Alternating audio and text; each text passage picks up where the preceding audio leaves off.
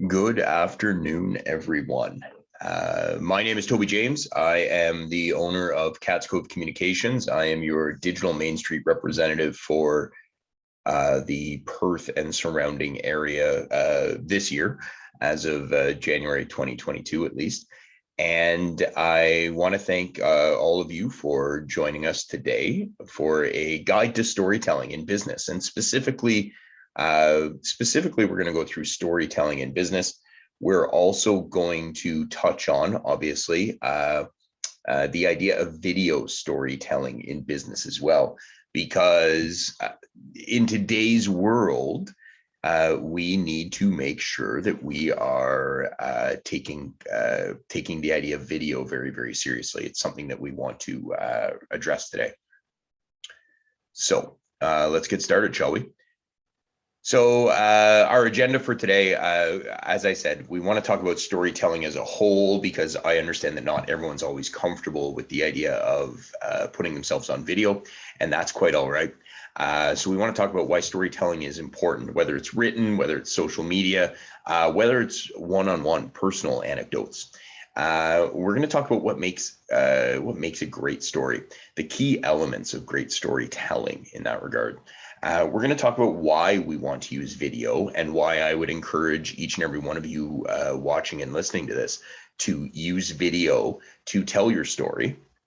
And then what we're actually going to do as well is we're going to talk about key elements or key ideas for video storytelling. So we're going to go through and we're going to give you some ideas on how you can tell your story. So it doesn't matter if you're a restaurant, if you're retail, if you're an artist, if you're any kind of business, any kind of person that's in charge of marketing for any kind of business. We're going to talk about some ideas that you can use. And then, of course, we'll wrap everything up at the end that way. A little bit about myself and Cats Cove Communications. We are a marketing firm in Perth, Ontario.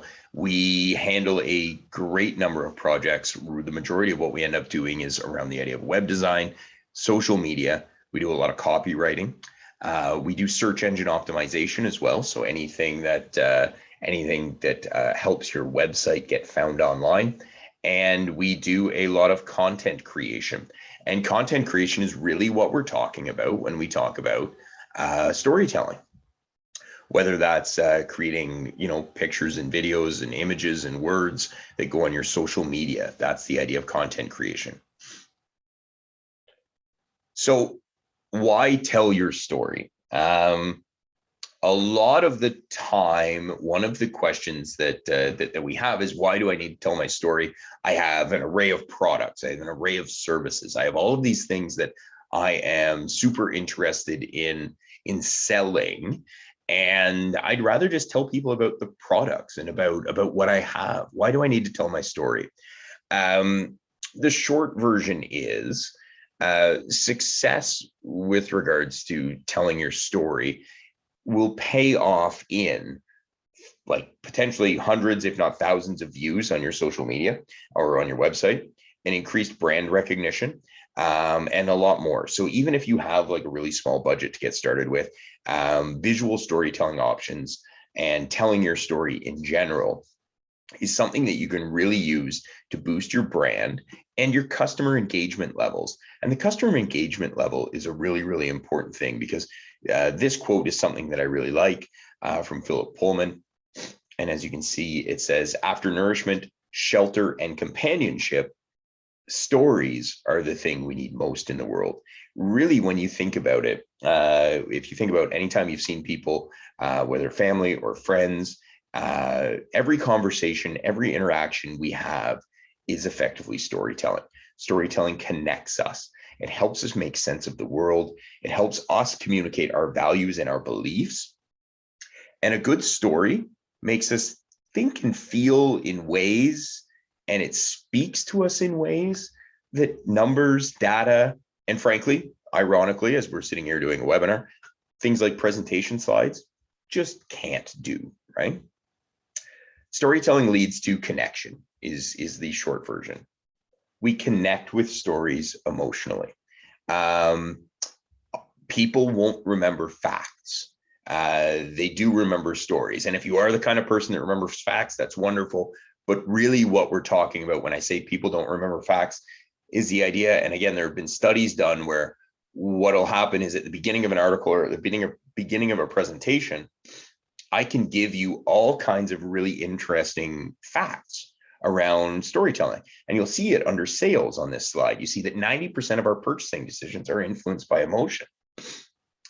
However, the likelihood of you remembering 90% specifically is far less likely than if I tell you a wonderful story during this time, because that story will stimulate positive emotion, and you're far more likely to share those positive emotion than you are those stats that way, right? Any content that produces greater emotional arousal, makes your heart race, so on and so forth, is more likely to go viral. Now, I do not want to dismiss the idea that storytelling will lead to sales. It's just a longer path than we're traditionally used to when we say, buy this pen, buy this water bottle, buy this anything. Storytelling leads there because, again, 90% of our purchasing decisions are influenced by emotions, right? So we're going to talk about some elements of a great story. And this is not specific to video. This is merely elements of a great story on the whole, okay? Great stories are universal. So what does that mean when they're universal? It literally means I want you to make your story relatable. I want you to help me identify with you. The universality of a good story comes down to my ability to identify with you, my ability to identify with your struggle, with your journey, with all of those things that make you you. So if you're a business owner, if you're an artist, if you're a coffee shop, anything along those lines, I want to know more about you. I want to know more about your story. And this is why we talk about storytelling versus selling, because selling is transactional. I don't buy pens, for example, based on the story behind the pen. I would buy pens if there was a story, but pens are a commodity. Pens are something that I just need because I need to be able to write something. But if you want me to buy your pen and that's what you're selling, you need to tell your story of yourself, of why you sell pens, of why your pens are different. And you need to make your story relatable, because it's really important to remember that people don't actually buy what you sell. They buy why you do what you do more often than not. Your story needs to have a clear purpose. Okay. You need to know what you're trying to accomplish, and trying to accomplish something can mean I'm trying to sell something, and that's fine. But before you just tell me what it is you're trying to sell, I also need you to think about what value you are providing. So what value do you intend to provide here? What problem are you solving for your consumer, for your customer? And if you put yourself in those shoes, and if you think about it that way, what value are you providing to me? What problem are you solving? You actually are far more likely to tell the story of why I need that cup of coffee, of why I need to eat at your restaurant, things like that. And I want you to think about why you need to tell this story. Why is this story the important story? Not why is it important to you, but why is it important to me, the customer? Why is this aspect of the journey that I'm on? Because again, we need to think about our audience when we're talking about this stuff. So why must you tell this story? And how are you going to help me, the audience member, really, really identify that way? So you need to have clear purpose, right? Again, just to recap it. And your purpose can be, I want to sell something. But as part of I want to sell something, I need to know what value you're providing and what problem you're solving for me, not just I have these things available today. You need to have a clear structure as part of your story. And clear structure means you need to have put some thought into what it is that we're going to talk about. So this is actually something from Pixar. And it's not just from Pixar, but Pixar made this famous in their 22 rules of storytelling. And this is called the story spine. And so the way that they structure all of their stories is, once upon a time, there was a boy, a girl, a man, a woman, a dog, a pen, whatever it is. And every day something happens until one day this other thing happened. And because of that, something happened until finally, and there's our conclusion. So if we're going to put ourselves in the shoes of the audience, and you're going to hear me talk about this, and this is, listen, skipping ahead a few slides, one of the things I want to talk about is the idea that you need to consider your audience, right? You can't just sell it because you want to sell it. You can't just tell it because you want to tell it. You need to think about it. So if you're going to create a clear structure around a product or a service that you're trying to sell, I need you to think about who that audience member is, who that consumer is. And I need you to consider the idea that this is the story that you want to tell them. So you're going to sell Toby something, right? Once upon a time, there was a guy named Toby. And every day, this guy named Toby struggled to keep his notes organized in his day-to-day work life. Until one day, Toby got this incredible filing system. And because of that, Toby was far more organized, far more happier, until finally Toby's productivity at work went up and Toby began to make more money.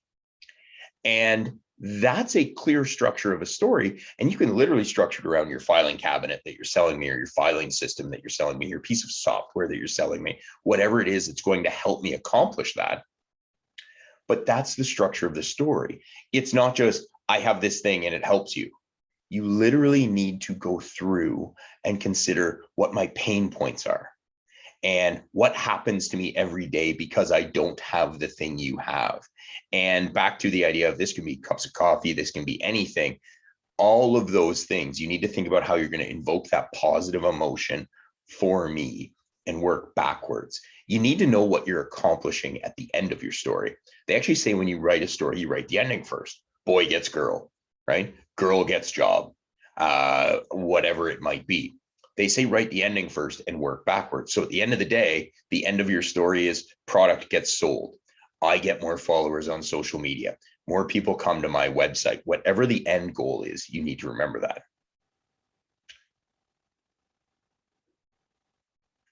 I need you to give us someone to root for.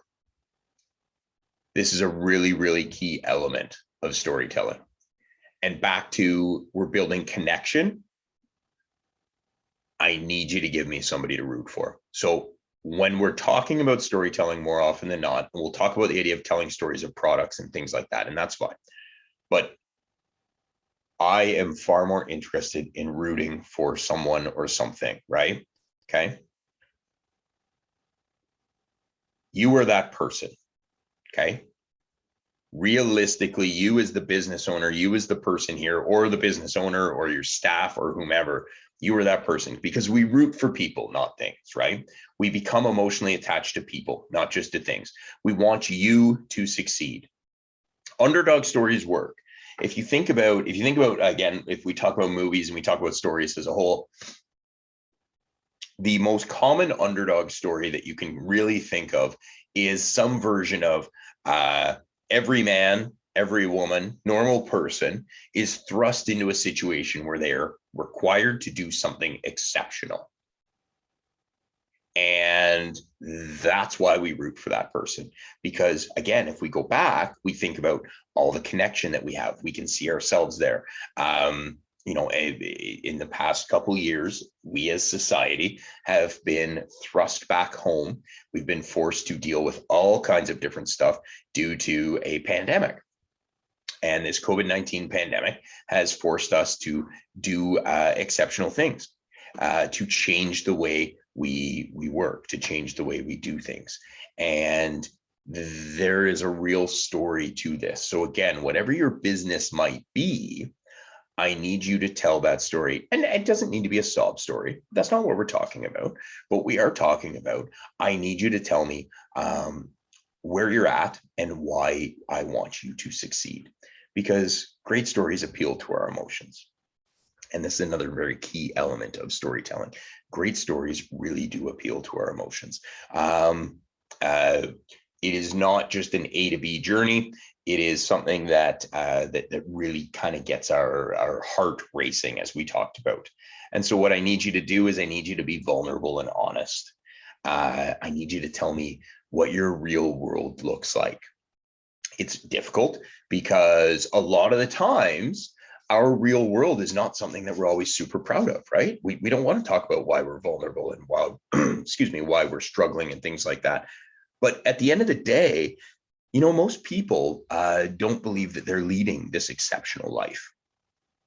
And it's a funny thing about being the person telling the story about how you're like everybody else, because one of the things that happens is we connect with you because we see ourselves in you. So be vulnerable and be honest. Tell the story of you and whatever that story might be. And again, we're going to get into specific tenets of 4 different kinds of stories that you can tell, and we're going to talk about specifics that way. So don't worry if you're sitting here right now thinking, listen, Toby, like I get it, but I don't know where I even start with that, because I am going to walk you through some of those specifics. Surprise us, okay? Surprise us with your story. We are all super familiar with the story of prince and princess, boy gets girl. We are all familiar with the same old stories over and over again. And the stories that tell that story specifically are the ones that find a new way to tell it, a new way to surprise us. So what do I mean when I'm talking about that? Well, if I'm talking about social media and things like that, I'm going to ask you not to do the same thing as everybody else. What does that really mean? It means just because you see a competitor, a colleague, a friend, anybody else doing something a certain way, doesn't mean it's the way that you should do it. Because if at the end of the day, if you and 3 other people are all popping up in my social media feed, in my Facebook, in my Instagram, my TikTok, whatever it might be, and I see the same thing from all of you, I know it's not authentic. Back to vulnerable, back to honest, back to telling your story. Templating your social media, running the same stuff, buying templates, buying programs from other people doesn't allow you to surprise me. And it doesn't allow you to stand out in a crowd. And if you can't stand out in a crowd, social media is so noisy right now. The world is so noisy right now, the online world. And if you can't stand out in that crowd, you've lost me. You just blend in and you fade into the background. So I need you to consider how you're going to surprise me, how you're going to tell me something that's unique to you. Keep it simple and focused. This is really, really difficult sometimes. I want to acknowledge that. We have all of the things that we want to do. We have all of the ideas, all of the products. A lot of the time we want to tell all of the story all at once. The effective way to do that is actually not to do it at all, is to tell it to us in chunks. If you're going to take us on a tour of your store, of your restaurant, anything along those lines, you wouldn't necessarily show me all of the things that you have all at once. Have you ever gone to a restaurant and the menu is just massive, and it's got page after page after page after page of things on there? And do you ever get overwhelmed by that menu? What I and a lot of people end up doing when you have a menu that's just too big, and the restaurant is trying to communicate all the things to me at once, is I get really, really simple in my head. I get a club sandwich.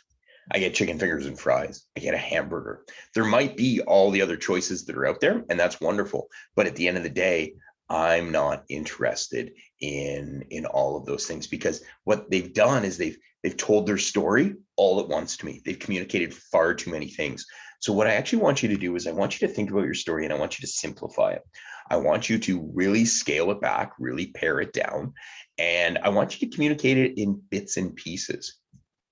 Something that we do at Cats Cove is we absolutely will post an entire video.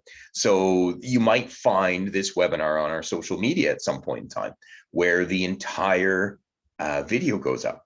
But what you might find as well is we actually will find it's easier to communicate this slide by slide, piece by piece, because we don't want to overwhelm our audience. And I don't want you to overwhelm your audience either. I know your story is fantastic. I know it's intricate. I know it's incredibly detailed, but I need you to consider whether or not on social and online is the time to communicate all of it to me. Because really what I'm talking about with most of these elements of good storytelling is I need you to think about your audience. I need you to think about what they want from you, why they came to you, why they've arrived there, why they're following you, why they're listening to you, any of those things. Or what you want to communicate to them. Okay. And I need you to think about both of them and think about whether or not that matches up. So let's use the example of the restaurant again. So there's a restaurant and it has a new special and it really wants to push its new special, right? And that's wonderful. But let's say it's a restaurant that has a group of regulars that come in over and over and over again. Are those regulars there to try something new? Maybe they are. Maybe that's what they've gotten used to, right? You have to know your audience. But realistically, you need to understand that that group of regulars is probably there for the club sandwich or whatever it might be that traditionally gets their attention and brings them back time after time. So when you think about what you want to do and you want to communicate your new menu item to them as that restaurant owner, you need to consider why they're there in the first place. And then you need to tie the story of your new menu item into what they want and what brought them there. You really need to consider your audience. Yes, we want to sell all of our wonderful products. I agree. But you can't sell it to an audience that doesn't want to buy it. And you need to consider that. Okay. So there's a lot of things there that we talked about just with the idea of thinking about how the elements of a good story. I want to move now into the idea of video storytelling. And video storytelling works so effectively because it draws people in. It holds our attention spans. Our attention spans right now, I think it's something like a millennial's attention span is 7 or 8 seconds now. When you think about how we interact on social media online, we don't give things much of a chance. We scroll past things. We click past things. That's how we work. Video has a chance to actually hold somebody's attention span, and that makes me feel invested in what's happening. So your video stories can be educational, like they can be explainer videos. They don't need to have a lot of dialogue. And you can put a little music behind them. You can just show people what's happening, right? Video story works really, really well. So there's 4 ideas that I want to go through to get started with video storytelling. And to be clear, if you're not comfortable with video, these 4 ideas will work anywhere. These are just very, very effective video ideas. So I want you to tell the story of your business. I want you to tell the story of your customer, the customer journey.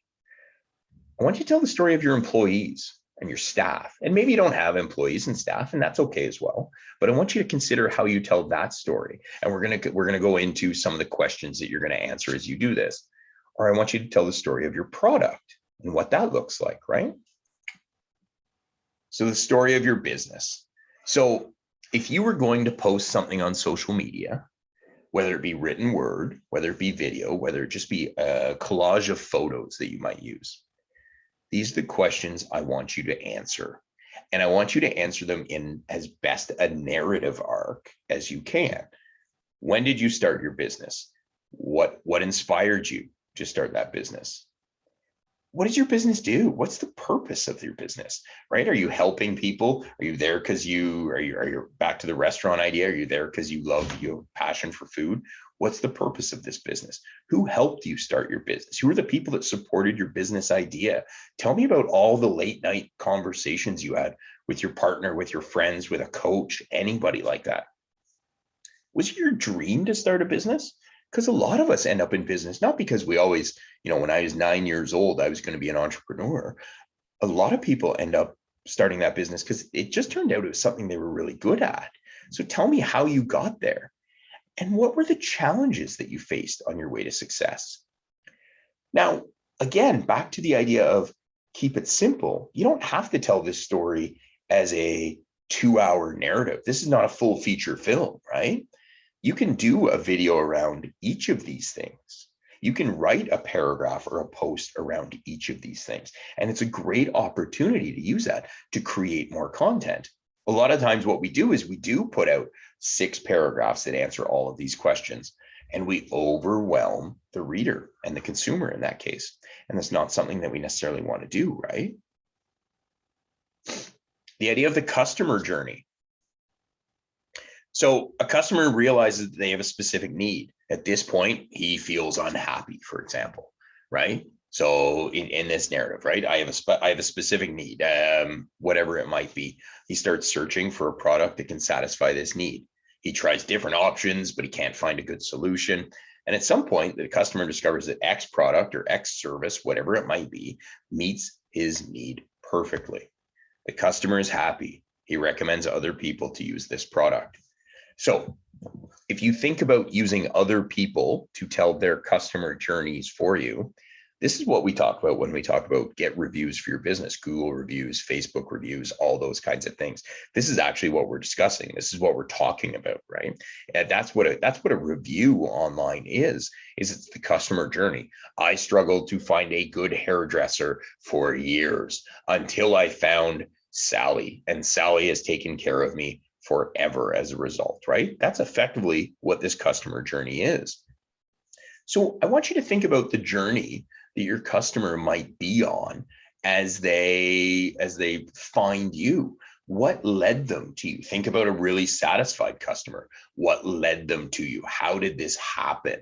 What was their story along the way? And back to, what problem did you solve for them? What value did you provide for them? Those are things that you need to think about if you're going to tell the story of your customer journey. All the product selling and service selling that you're ever going to do is customer journey central, right? This is how, back to the idea of a pen, this is how this pen is going to solve your problems. For those of us that have staff, I want you to tell the employee's story. Right. So the idea of the people that come and work for you, how did they come and work for you? How did they end up working with you that way? What did they do when they wanted to grow up? Why did your employee decide to join your company? What motivated your employee to choose this career path? Why are they there? Or sometimes, maybe more importantly, not why are they there? Maybe they showed up for a paycheck. Why have they not left? What are their purpose? What does your employee like the most about their work? What makes your employee happy? I want to acknowledge something. These ones are really, really tough to do, because you need an employee, you need a staff member that is as bought in as you are and sees the value in doing this. If you have that, tell the story, because here's the other thing. These staff members that you're going to tell the story, they are a brand representation of you and your business. They really, really are. It's a super, super important version of your business and your story. So if you have people that work for you or work with you that are willing to tell their story and you're willing to tell it, I think it's a super useful and super effective way to build brand and build recognition. Story of your product. So I've got coffee beans there. Why do I have coffee beans there? Because it's a simple way to, you require no narrative to tell the story of how your coffee bean gets turned into a latte, for example. So your product has its own story.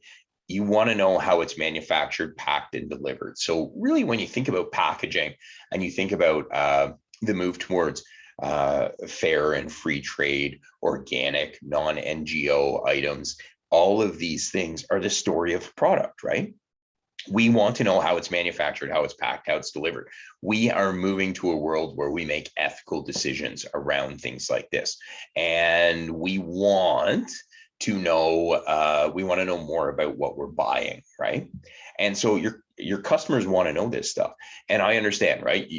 I'm not pretending that you're going to go back to the coffee bean things. You're not going to go find where the beans are being grown and picked and all those things, as much as we might see those in NABOB commercials and other things like that. I fully understand you're not going to go do that. But maybe you do have enough images and other visuals that you can find online, right? Or that you do have pictures of. Maybe you can do little 10-second clips of something as it's being created and it's being packaged, and you can tell that story of what you're doing. If you're an artist, the video of the creation of what you're making is what compels me to invest and buy in your art. If you're a restaurant, the production of my meal is what gets my attention. If it's retail, I want you to tell the story of you unboxing it when it arrives, when it gets delivered, of you shopping for it. If you're somebody that does one-on-one, and let's say you're an antique dealer, for example, and you're going out and you're sourcing things on your own, that's really interesting. And listen, you can use video editing tools like Clipchamp, and later on I'm going to talk about a couple of other video editing tools that I would recommend that you use to get started if you don't already have some. You can add audio, images, text, titles, all of these things. You can create this compelling story from available content pieces. So those are four story ideas that I want you to start with. The beauty of it is if you sell more than one product, you can tell the story of all your products that way. If I believe that there's not a person watching or listening to this that doesn't have an incredibly compelling story themselves as to why they do what they do. I think there's lots and lots of opportunity within these four sections to tell some wonderful stories. So,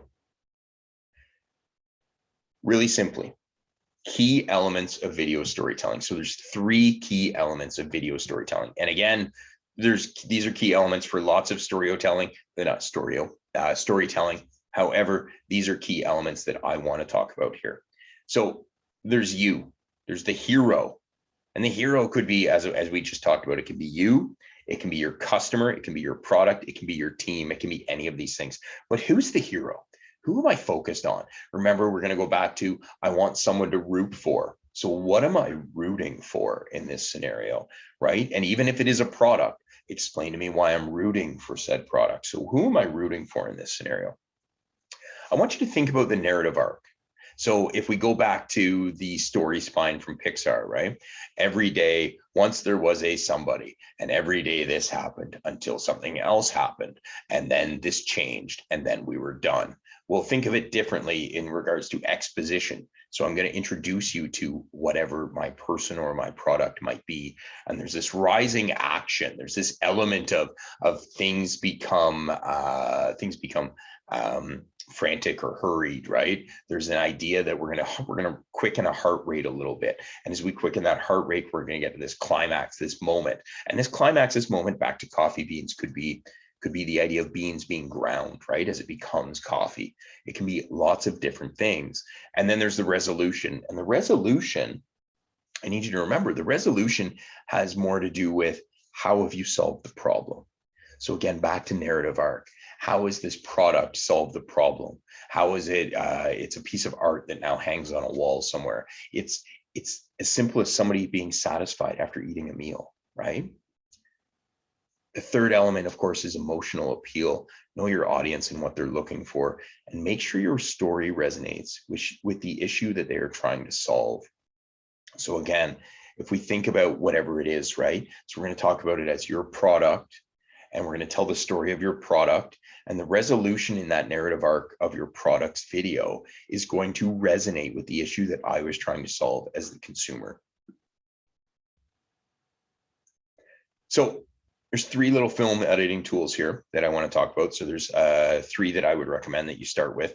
Some are free, some are easy on your phone, some are admittedly you'll have to pay for. I think we use Filmora here, for example, and it is something that we use on a laptop or a desktop. I mean, it's $45 a year. It's not a deal breaker for us, but I understand if you want to find something free.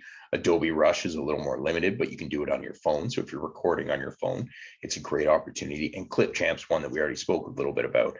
Great opportunity to stitch a lot of images and things like that together as well. So these are some film editing tools that I would certainly recommend that you take a look at. If you have any questions about them, obviously you guys can get in touch with us. My contact details will be at the end here. So really quick, really simple summation of what we've talked about. Storytelling creates connection, right? It doesn't matter if it's video, if it's written word, if it's pictures, if it's in person, oral storytelling. It creates connection. Something that we haven't talked about, but I put in here intentionally because one of the things, let's be honest, you're here in order to help promote your business in some capacity.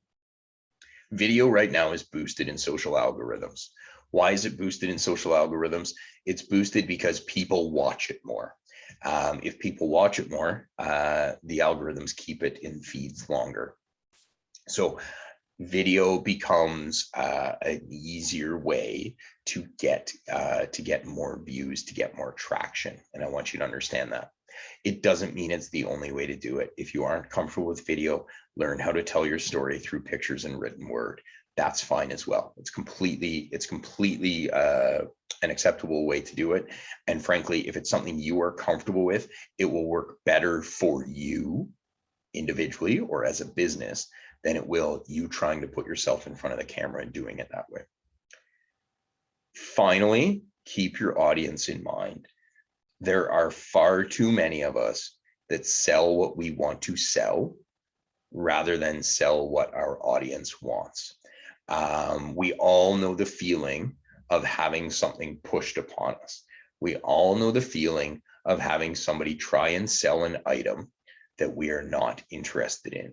It is a super frustrating feeling. We feel like we're not being listened to. However, we also know the feeling of when somebody takes the time to listen to us and solve our problem with us or for us. And I want you as a business owner to be that person. I want you to keep your audience in mind and think about what problem you're trying to solve for them. Thank you. Thank you for sticking with me this long. We're rolling up on 40 minutes here. So thank you for sticking with me this long. This is our little pitch. If you got lots of great ideas and you're not sure how to implement them, give us a call, send us an email, find us on social media. I didn't put the links up here because it's not like you can write down the Facebook link, but we're on Facebook, Instagram. You can find us on Twitter, on TikTok, on LinkedIn, all the platforms. You can find us everywhere. Get in touch with us if you have any questions. We don't charge for conversations. Is the simple way, and this is our pitch to you. We don't charge for conversations. We're far more interested in helping you solve your problem. So if you've got lots of great ideas and you're not sure how to implement them, please do not hesitate to reach out.